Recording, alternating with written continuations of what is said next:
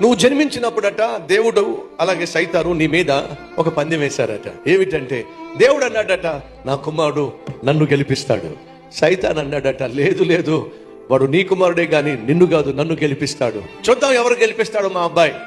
ఇప్పుడు ప్రొద్దున లేచినప్పటి నుంచి సాయంత్రం పడుకునేంత వరకు దేవుని బిడ్డలమైన మనం ఎవరిని గెలిపించాలి? నేను ప్రాణంగా ప్రేమించిన దేవుణ్ణి నువ్వు గెలిపించాల్సింది. నీ ప్రాణాలు తీయడానికి కంకణం కట్టిన సైతాన్ని నువ్వు గెలిపించాల్సింది. ఒకసారి ఆలోచించు. తప్పు చేసిన ప్రతిసారి నువ్వు ఎవరిని గెలిపిస్తున్నావో తెలుసా? సాతాన్ని గెలిపిస్తున్నావు. నువ్వు తప్పు చేసినప్పుడు, పాపం చేసినప్పుడు, ఉదయం లేచినప్పటి నుంచి పడుకునేంత వరకు నోరు జారిన, అబద్ధం చెప్పిన, బూతు మాట నోట్లోంచి వచ్చిన, ఒకరితో గొడవ పడినా, లేదా కళ్ళను పాడు చేసుకున్నా, తలంపులు పాడు చేసుకున్నా, డబ్బులు కాజేసే ప్రయత్నం చేసినా, నువ్వు ఏ చిన్న తప్పు చేసినా, పెద్ద తప్పు చేసినా, నువ్వు ఎవరిని ఓడగడుతున్నావో తెలుసా?